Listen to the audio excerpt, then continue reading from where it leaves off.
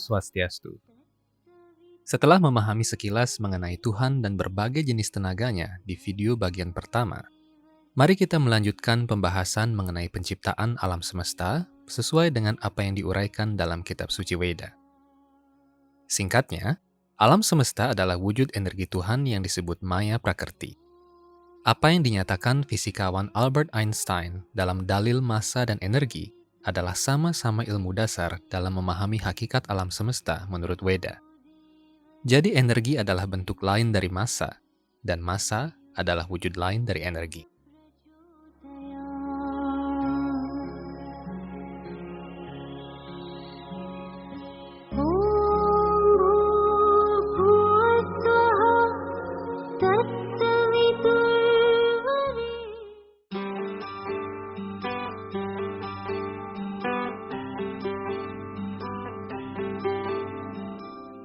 Ada 4 tahap penciptaan alam semesta. Dalam video ini, kita akan mengulasnya satu persatu. Penciptaan tatanan pertama adalah tatkala Tuhan Sri Krishna mengaktifkan tenaga Maya Prakrti. Tuhan Sri Krishna sebagai Parama Purusa atau para Brahman mewujudkan dirinya sebagai Tripurusa atau 3 wujud Tuhan dalam proses penciptaan alam semesta material. Ketiga Purusa ini juga disebut sebagai Triwisnu atau 3 Wisnu, yakni Karano Dakasayi Wisnu atau Mahavishnu, Garbo Dakasayi Wisnu atau Narayana, dan Kshiro Dakasayi Wisnu.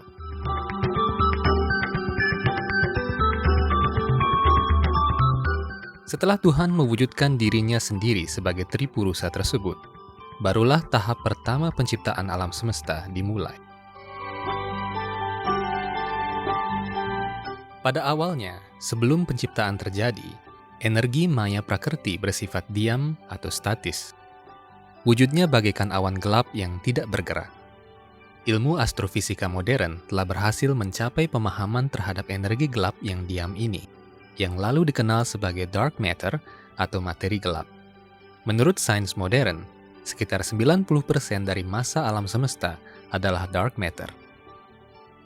Dalam ilmu pengetahuan Weda, dark matter ini disebut sebagai Mahat Tattva.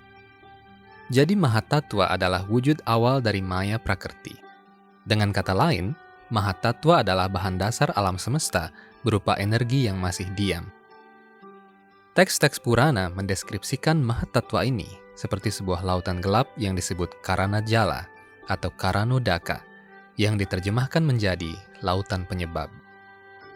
Disebut lautan penyebab karena dari sanalah awal mula bahan-bahan penyusun alam semesta ini berasal. Kemudian Purusa yang pertama, yakni Mahavishnu yang sangat besar, masuk ke dalam Mahatattva ini. Dengan hadirnya Mahavishnu sebagai Purusa, maka energi Mahatattva menjadi aktif. Inilah proses bertemunya Purusa Pradana atau Purusa Prakrti di alam material ini. Tanpa adanya unsur Purusa, Prakrti tidak bisa aktif. Sama seperti tanpa kehadiran benih laki-laki, sel telur perempuan tidak akan bisa menjadi janin.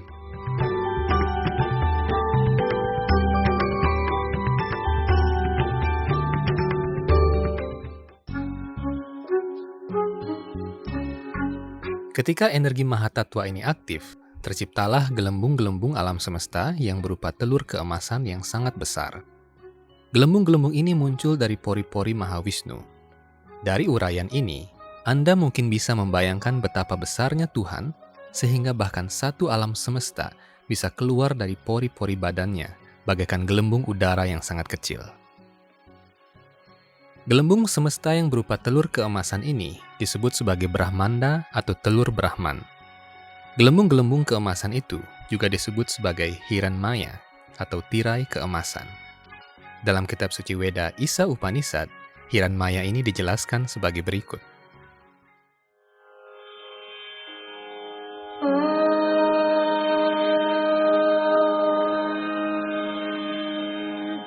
Hiranmayena patrena satyasyapi hitam mukham tattum puushanna pavrinu satyadharmaya drishtaye.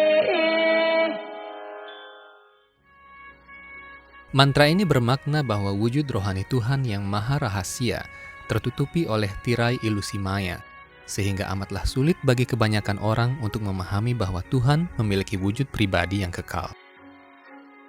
Setelah gelembung-gelembung Brahmanda yang tak terhitung banyaknya ini muncul dari pori-pori Mahawisnu, Tuhan kembali mewujudkan dirinya menjadi Purusa yang kedua, yakni Garbhodakasayi Wisnu.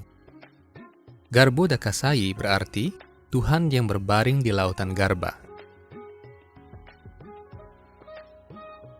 Di masing-masing gelembung alam semesta terdapat lautan awal atau primordial ocean, di mana bahan-bahan penciptaan satu alam semesta berasal.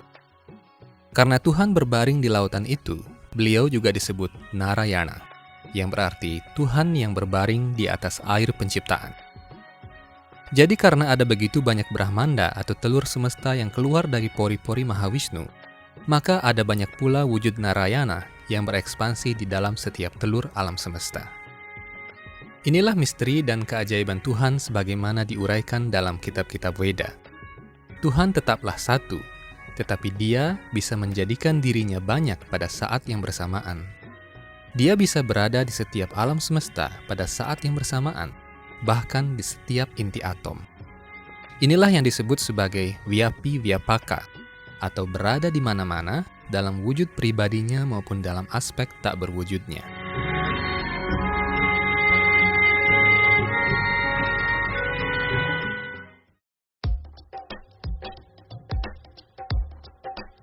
Purusa yang ketiga, yakni Kshirodakasayi Wisnu, muncul dari Narayana dan masuk ke dalam setiap inti atom tatkala penciptaan alam semesta.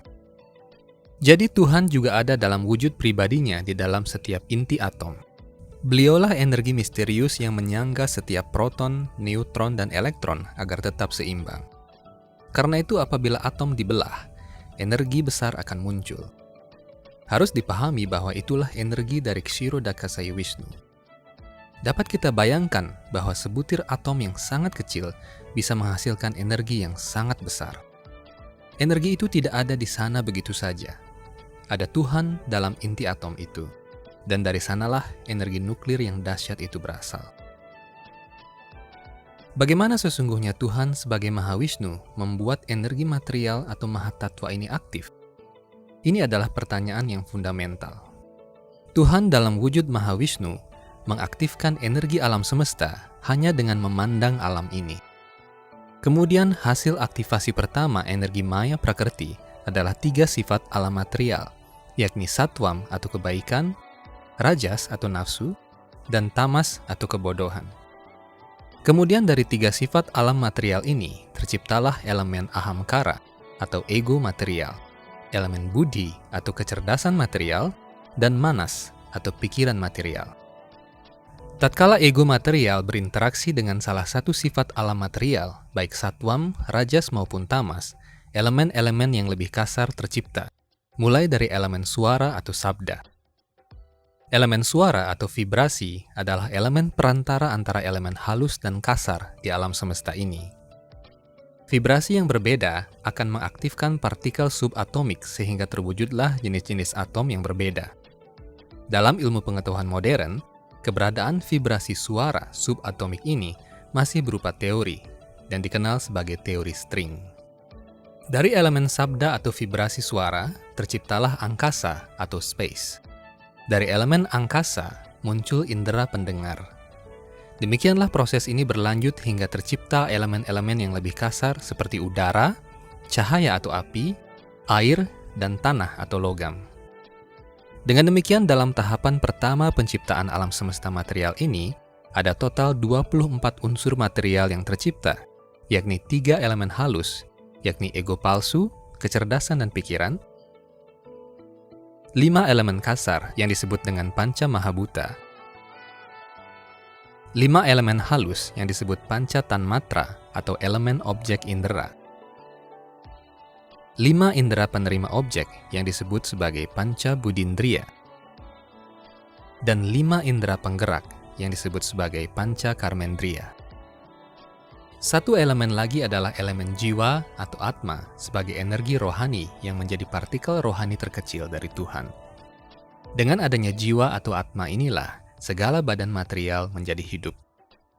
Atma berasal dari Tuhan, sehingga Atma memiliki sifat dan kualitas yang sama dengan Tuhan.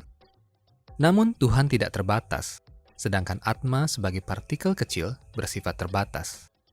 Persamaan dan perbedaan antara Atma dan Tuhan ini dikenal sebagai acintya bheda abheda, sama dan berbeda pada saat yang bersamaan. Kita akan membahas topik filsafat ini secara lebih mendalam pada video-video lainnya. Kesimpulannya, penciptaan tahap pertama adalah aktivasi energi material atau maya prakrti oleh Tuhan sendiri dalam wujudnya sebagai Mahawisnu. Para ilmuwan modern telah sampai pada teori aktivasi energi ini dalam wujud ledakan besar atau Big Bang. Sampai sekarang pun ada perdebatan mengenai awal mula Big Bang. Apabila Big Bang adalah sebuah ledakan semesta yang sangat besar yang mengaktifasi semua energi di alam ini sampai tingkat subatomik, maka seharusnya ada sesuatu yang memantik ledakan itu. Sesuatu itulah yang tidak bisa dijelaskan oleh sains modern. Entah karena sains amat ingin mengesampingkan atau bahkan melenyapkan Tuhan dalam teori-teorinya, atau memang karena sains modern belum sampai ke ranah itu. Andalah yang harus menyimpulkannya. Yang jelas, satu hal yang harus kita sepakati bersama, segala sesuatu pasti ada penyebabnya. Segala hal yang terjadi di alam ini adalah manifestasi aliran energi. Mulai dari peredaran planet, rotasi bumi, hingga rasa sedih akibat putus cinta, semuanya adalah manifestasi energi. Di latar belakang alam semesta ini, sumber energi itu senantiasa ada. Itulah Tuhan Yang Maha Esa.